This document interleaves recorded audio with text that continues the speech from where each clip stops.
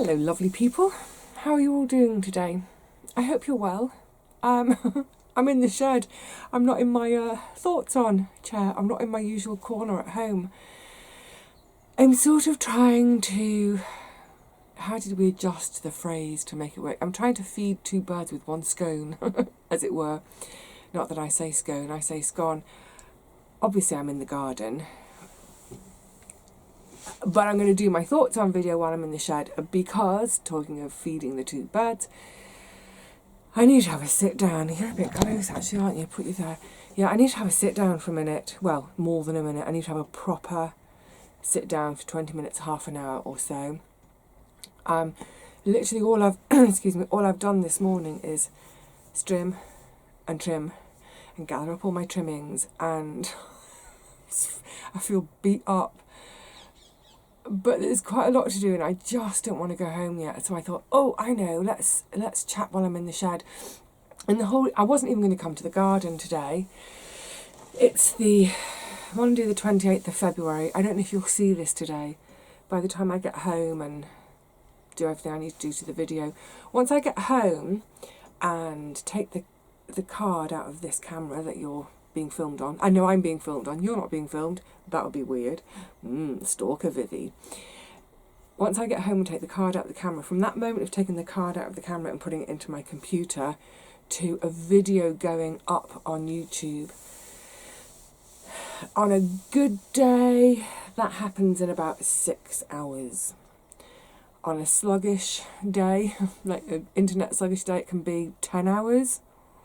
I know, crazy, isn't it? That's why a video can literally, a half-hour video can end up being my whole day gone.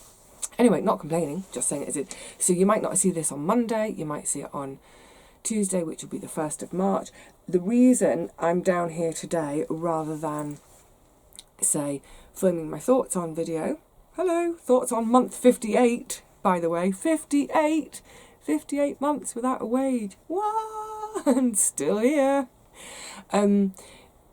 Yeah, when I was last in the garden on Friday, what was I doing? I can't remember. Oh, I know, I came to look at the shed roof, didn't I? And I was saying, I'd looked at the weather forecast and it looked like we had 2 weeks of dry weather ahead of us, and I thought, brilliant. Brilliant for 2 reasons. One, the shed roof, obviously. I don't need to panic about it, etc. But also because I was hoping to have a couple of weeks, you know, working pretty much every day in the garden. Not all day, not by any means, but at least, you know, 2 or 3 hour chunk each day in the garden. I'm finding that 2 hours it's about my limit at the moment. This morning it's 2.5 hours and I'm feeling it already. So yeah, that's what I was planning. I said, yay. Sunday night, checking the forecast for the week ahead, you know, planning my week. And it looks like from tomorrow onwards, from tonight, it's just going to be rain. So I thought, well, today's the only day I'm going to get any garden time at all. Okay, thoughts on month 58. It might be a day or two late. It's more important for me to get to the garden and do a bit of the work, but also just spend some time outside. You saw what it did for me on Friday. Honestly, it really is balm for the soul, the garden, isn't it? So yeah, here we are at the end of the month. Looking ahead into next month, just to say, when I do the March tour, what I think I'll do is, I haven't brought it with me, I'll bring my plan for the year down with me, that plan that I drew in my book 2 months ago, right at the beginning of January. So as we go around, I can sort of describe what's going to be going where in this coming year. We can also see, you know, how ready I am for that. And I can't remember when I talked about this. It might have been when I was talking in that planning video right at the beginning of the year. And I was saying how last year things had gone really quite pear-shaped because historically, so for example, when I was working still, I always took the last 2 weeks of March off work as annual leave. 2 whole weeks. I didn't go on holiday, I didn't go anywhere. I'd come to the garden and I'd spend literally all day, every day in the garden. It was a joy. It was such a joy.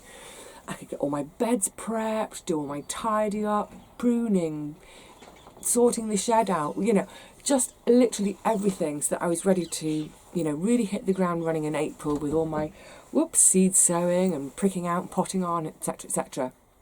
So I don't have, since stopping work, it's hard for me to take 2 weeks just for the garden, because I have to do all those other little bits and bobs, it's more than bits and bobs, but all those other bits that I do to keep myself afloat.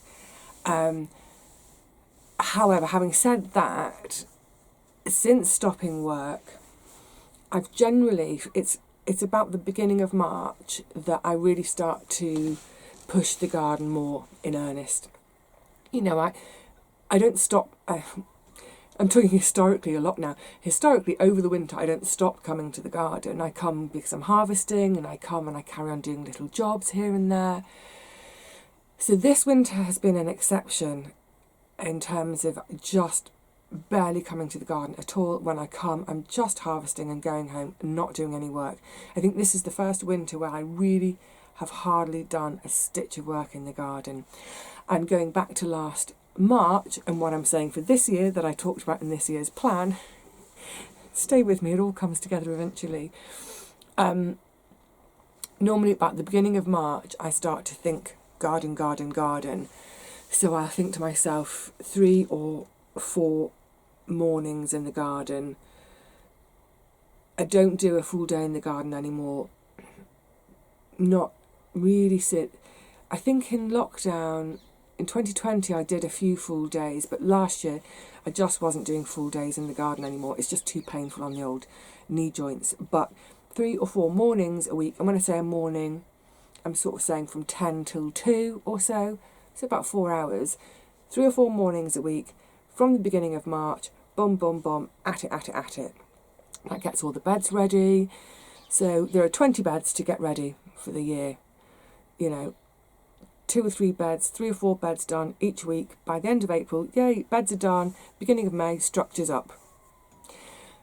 So that went completely pear-shaped last year, of course, because I didn't come to the garden at all in March. Came back at the beginning of April. The whole year was a bit pear-shaped. You know why. I don't need to cover old ground. And would I do things differently if I was in that same situation again? Possibly. It would possibly be different because I wouldn't spend so much time lost in headspace of freaking out of like what to do, what do I do? But anyway, it happened, that's how it is. As I got into January this year, I'd already started thinking about it back in October, I think. I was thinking, right, going into this year, into 2022, how can I manage the garden in a way that if other big stuff happens in life, I can tend to both things. Excuse me, I need a glove of water. How can I manage it so that I can still, like I say, tend to new neighbour. Nosing. It's because I'm facing out of the shed today. Yeah, how can I tend to it? And so that plan that I came up with in January of, I think I had decided that I needed to do 2 beds per week from the beginning of March through to the middle of May. Then all 20 beds would be ready. Middle of May I could do the structures. By the end of May, going into the beginning of June, I'm ready to do all my planting out. Yeah, great. However, in the couple of visits I've had, so I am still planning, that is still the plan, modified slightly. So yeah, when I do the tour, I'll bring the plan with me, we can look at what's going in all the different beds. But what I am hoping to do, I've done 1, 2, 3 already. I might squeeze. I'm going to see how I feel after this morning and after chatting to you. If I feel up to it, I'm going to try and tackle another bed. I'm obviously going really slowly still. Partly out of choice and being sensible, and partly because my body is just not giving me any other choice. because I'm obviously a bit slower, I don't want to leave all this stuff to leave it into March. So I have started my bed prep a bit earlier than I normally would. So as you saw in February, a lot of the brassicas they'd gone over in my absence. And normally I'd leave them all in the ground to flower, so that around about beginning of April or so, they'd all be in flower for the bees. Great source of food, early source of food for the bees first emerging from their winter snug places again. I'm not doing that this year. I will probably do it with the Cavallo Nero, but with the rest of them, I'm not doing that, because that means those beds, I'm leaving it later and later and later to get them done.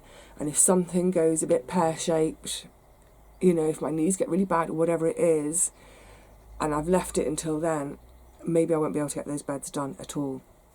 So while I am well enough to do things, I'm getting on with it, albeit rather slowly. I'm looking forward to this year in the garden.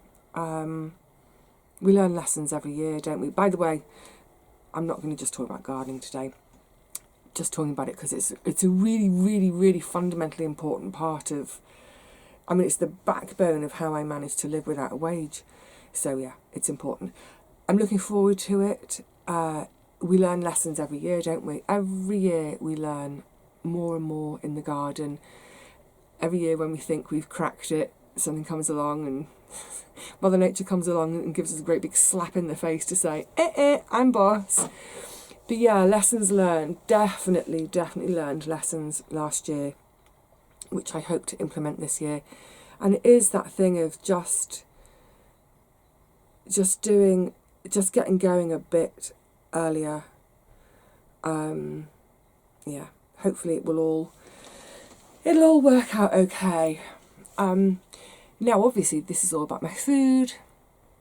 So how is my food going? Because we are really now just starting to get into the hungry gap. There won't be anything to eat fresh from the garden. I mean, I've still got a little bit of brassicas, like the Cavallo Nero and the red kale, but there won't be anything fresh from the garden until about the end of May. I'll get the broad bean harvest. I might be getting a few bits of my purple sprouting broccoli, of course. That's for the I'm just getting really excited because I love it so much. That will keep me going right through March and into April. So yeah, yummy fresh greens. I mean, I call them greens, but it's purple. So yeah, March and April. Then in May, the broad beans will start coming. Great, but otherwise, not much from the garden until July. So from now, I have to start kind of really eking things out, planning my meals carefully, making the most of everything I've got in store. So in terms of store produce, I've still got a ton of onions. I'll get these home soon, I think. I don't know. Sorry, excuse me, itching my nose. I think I've been cooking different things, and so just not using quite so many onions. But yeah, I'm delighted I've got plenty of onions left. They're storing perfectly well. I've got one big squash left in the shed. It's one of my Rouge Vif de Tempe, massive. That'll keep me going for a month. Other squash at home, I think I've got about, last count, I've got 7 butternut, and they're big. I've got 5 of the black futsu, and they're quite a good size. So in terms of biggies, that's 11, or the one in here, 12. And they're all way more than one cooking session. And one, I think, sorry, itchy nose, is it cats? I think of one butternut doing 4 meals. But actually, I've got a couple that are so big, they'll do 8 meals. So yeah, I've got plenty in terms of the butternuts, the big Rouge Vif de Tempe and the black futsu. And then I've got the really little things.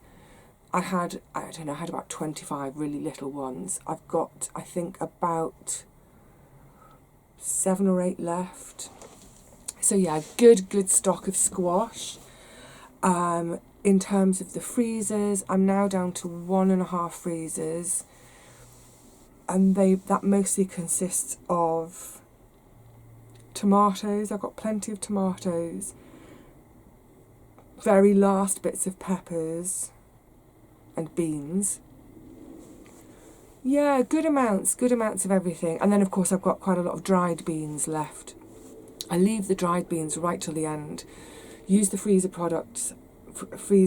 stored produce first, just in case I have, the freezer breaks or there's a massive power cut or something like that. I leave those, I have those first, use those up first. Leave the dried stuff. So yeah, I think in terms of my sort of ability to feed myself by my own hands, I'm doing all right. It will all keep me going now through till the summer, with the addition of a few bits from the garden, those few bits I mentioned. Of course, on top of that, I will, I'll be buying the usual rice, oats. Oh, I'm loving my porridge at the moment. Rice, oats. What else do I buy? Lemons. Buy lemons. I do need to buy some garlic. Last year's garlic harvest wasn't great because I lifted about 20 of the 80 that I planted, and they were great. Then I got called away from the garden. I ended up being away for 3 weeks. We had quite a lot of rain. We had a lot of rain in that time. It was the end of June, I think. Pretty much June was rain every day. And then by the time I came back and was able to be here to harvest them, they'd all rotted. So a lot of those that I did lift, I've saved them, and they went back into the ground in October to give me this year's harvest.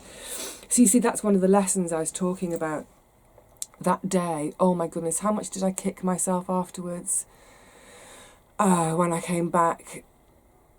You just never know when you're going to end up being away from the garden for a prolonged period of time. And in the summer, in the height of season, I would say a prolonged period of time is a whole week. A week away from the garden at that time of year is quite a long time. 2 weeks is really long. So 3 or 4 weeks is too long if you're trying to live just by your own homegrown food. If it's a hobby garden and you get food as a consequence of that, and that's lovely, great, if you're not relying on it. But yeah, if you're relying on your own food, I think 4 weeks away from the garden at the height of the season like that is too much. Anyway, so yeah, back to that point of when I came back and I thought, right, priority, get the rest of the garlic out, and it was all rotted. I was gutted. I was really upset about that. There were maybe 5 or 6 bulbs that were usable, and they tasted beautiful. They were a great taste. So yeah, my initial reaction was I was gutted, and then my reaction turned to being really cross with myself, really, really cross with myself, that on the day that I'd had about 20 of them out 4 weeks previously, the reason I didn't take the rest of them out was because I was tired, and I thought, I'm really tired, I'm going to go home. I'll do this in a couple of days. I should have just stuck it out, got the rest of them out, because at that stage, when I'm that tired, staying another half an hour to get my garlic out, I'm not going to feel any more tired. I'm already tired. I should have stayed. So, yeah, there's a lesson. It's a tricky one though, isn't it? It's that getting that balance between not pushing yourself so far that you end up out of action for 3 or 4 days, like say with my knees, or now with this whole tiredness that pervades after this chesty stuff. I've got an immune problem. I'm not going to talk too much about that today, but I've got a ton of appointments coming up. I'm backwards and forwards to the hospital. They're looking after me. Great. But yeah, this tiredness, the doctors are saying don't expect it to change much in the next year or so. Got to build myself back up. Anyway, what I was saying, yeah, so I think it's a tricky one, isn't it, of the balance between feeling tired and going, I'm going to give up. Just give up. when actually you probably could have worked a bit longer, or working, and then going so far that then, like I say, you're out of action for 3 or 4 days. That's not worth it. Oh, it's suddenly feeling a bit, hang on a minute, I'm just going to get my scarf. Suddenly, I don't know if the clouds have come over, it suddenly feels a bit chilly. And I suppose that's kind of how I'm testing myself at the moment, getting ready for this new gardening year, is, oh, Sheena's just arrived, I'm going to go and say hello, is I need to test myself. I need to, like today, like I say, I'm really absolutely pooped from that session this morning. It's ridiculous. That, once upon a time, I wouldn't have batted my eyelids at it, but I'm pooped. So yeah, have a bit of a rest while I'm sat here chatting with you. See how I feel, and maybe get out there and try a bit more. And if I'm really struggling, say, okay, that is enough. I can go home. But just don't give up too easy and don't give up too soon. Note to self, note to everyone, note to us all. Yeah, don't give up. Don't give up too soon. So yes, stored produce at home, good. Feeling like I'm set up for this year in terms of the garden and, you know, generating all my own food again, good.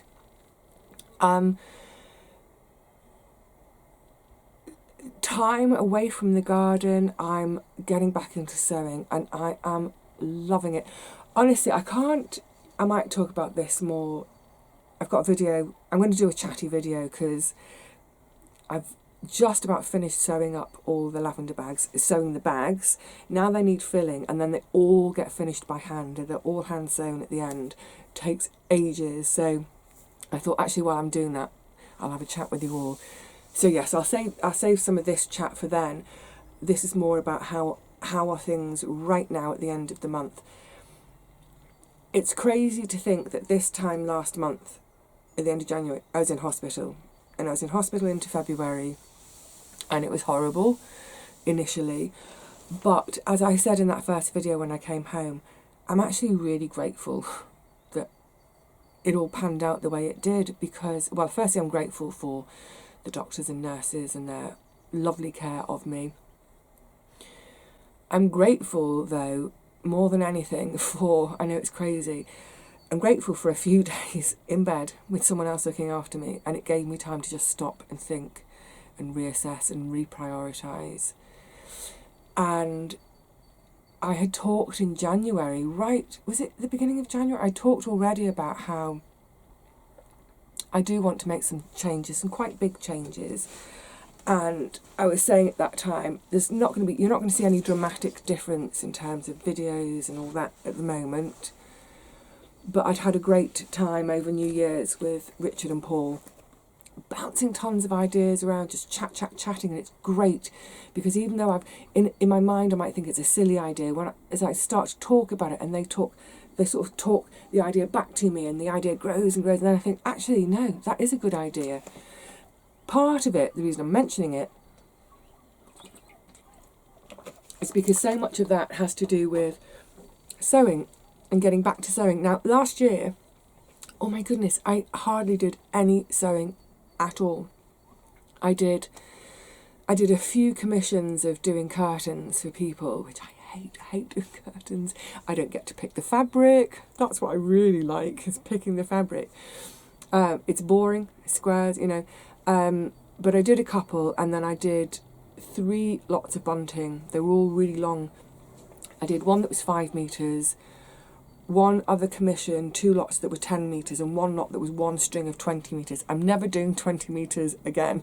It's too much faff to work on my very small sewing table. Anyway, I took those commissions. I don't normally take commissions, but I did last year just for a bit of income because I hadn't done all my normal other sewing. I had nothing to sell, basically. So anyway, yeah, I hardly did any sewing last year apart from those few small commissions, and I really missed it. And having now, this month, spent some time sewing, I realised just how much I miss it. Never mind the income. I mean, obviously I need the income, but I miss the whole creativity. And anyway, I'll talk about that a bit more when I sit and chat with the lavender bags.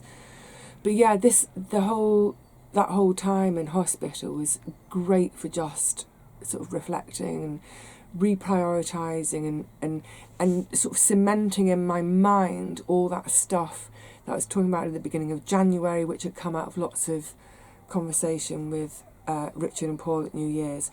So I feel really optimistic. Yeah, it's... Oh, my handbag's flapping and annoying me. I feel... Is the word I think it is. I think the word is optimistic. I feel more like I can cope with my life now. That...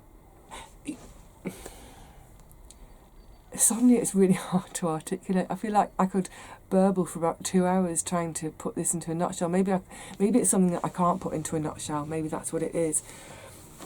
But just a few tweaks and a few decisions, and so much of it is to do with my mindset and my mental attitude. You know, the whole thing about ditching social media. What a blessing. What an absolute blessing. Now, please don't all of you ditch social media, because I need you. When I say ditch it all, of course I'm still engaging in terms of, I'm still watching Richard and Paul's videos, I'm still looking at Kate, Last Homely House, but I'm not, when I turn the computer on, I don't end up getting lost in the rabbit hole that is Facebook. Get off it.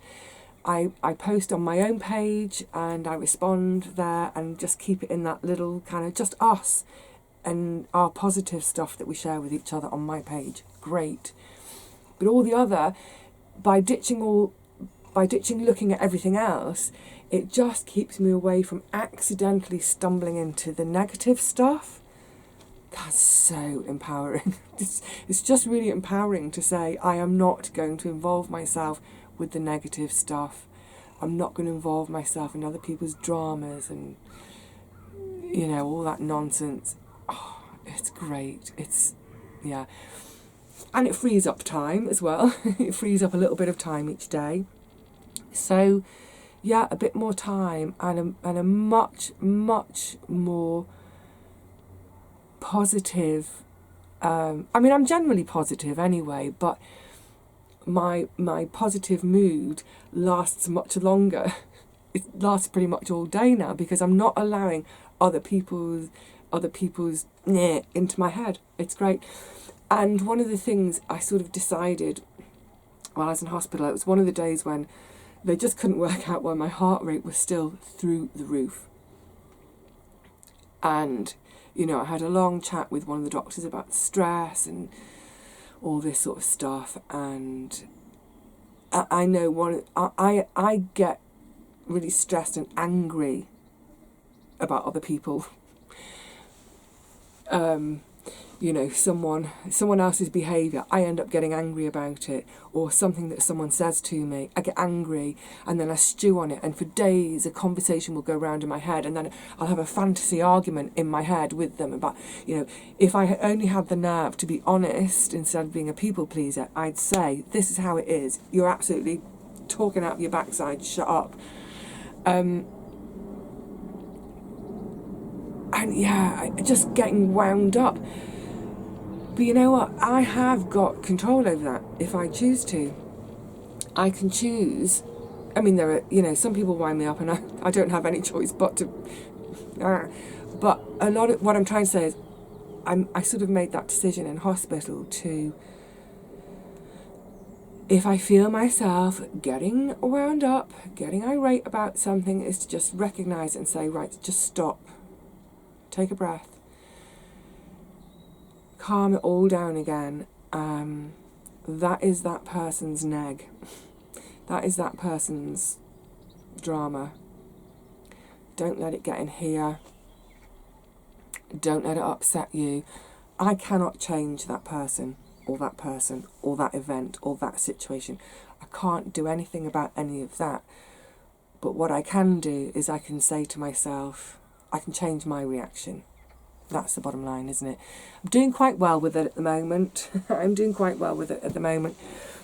I was speaking to my sister about all sorts of. We were having a little catch up and just having a bit of a over the phone hug. I think we were both feeling very sensitive and vulnerable after, you know, recent events, and we were chatting about someone else, and I could feel myself starting to get antsy and irritated just even talking about this person. So over the phone to my sister, I said, hang on a minute, I've got to blow some air out. Just calm it down, let it go. That person has their own life, they do things their own way. Let them do that, let it not affect me and my life. So far, so good. So yes, oh, hang on a tick. I just quickly wanted to grab a neighbour. I could see a neighbour leaving. I just wanted to have a quick word. Anyway, you know, what that's told me is, just trying to stand up quickly then, my knees have seized up while I've been sitting here. So that idea of maybe carrying on a bit in the garden, I'm taking my own advice and I'm going to say, you know what, just that little stand up then didn't feel good. So I'm going to call it a day in the garden and get myself home. Oh, I'm quite hungry as well. I don't know what I fancy to eat. It was funny the other night, digressing a minute. You know what, I think I've been chatting for quite a while. What was it? Yeah, the other night I'd gone back through the freezers to just have a quick look exactly what's, you know, because the other video you saw the freezer in the living room that I'd emptied, and I'd rejigged everything, put it all in the other freezers, and I thought, yeah, just have one more look through, see exactly what I've got. And I was thinking, my goodness, I've got a lot of tomatoes, beans, squash and onions. What can I cook? So I sat and made a list of all sorts of dishes where tomatoes, beans, squash and onions are the main basis of them. Yum, yum, yum, yum. Yes, I realise I've chatted enough and it's suddenly getting really chilly, so I'm going to hobble off. But I think the main thing, just to wrap up for this month, is just feeling, you know, that's it. Maybe I am feeling optimistic. I think the best way to put how I'm feeling at the moment is to say I feel at ease. I feel at ease with myself. I feel at ease with my plans and the work I want to do in the garden at home. I feel at ease with, you know, looking after myself, my body, how my health is going. That's it. It's just a sense of ease, and I'm sure so much of that comes from planning. And can you hear I never know if my tummy rumble picks up on camera. It really is time to go home and eat. Yeah, I have planned moments of quiet each day now. Sometimes just 10 minutes, but literally I stop everything. I have my moment in the morning, and now at some point in the afternoon I stop everything. If I've got the radio on, if I've got the computer, whatever it is, just turn everything off. I stop everything and I just sit quietly. So there's that planned quietness, but also the quietness of not looking at the social media and not letting other people's behaviours get in here. I'm quiet in here. Does that sound bonkers? I hope you get what I mean. Yeah. The literal quiet of turning everything off and sitting still, but that kind of metaphorical quiet of just stilling my brain and shutting nonsense out. It's wonderful. So yes, at ease. That's how I feel. At ease and optimistic and a bit chilly. Right, that's it. Gorgeosities, I'm going to love you and leave you. Please look after yourselves. I know some of you have been poorly recently. I really hope you're on the mend now. And those of you who aren't poorly, please keep it that way. You know, when you're out there in the garden and you think, oh, I'm going to give up, ask yourself if you could maybe do a little bit more, or are you going to be sensible? Is it sensible to give up and go home? Give up and go home like I will now. However it pans out, please look after yourselves. Until next time, cheerio, lovelies.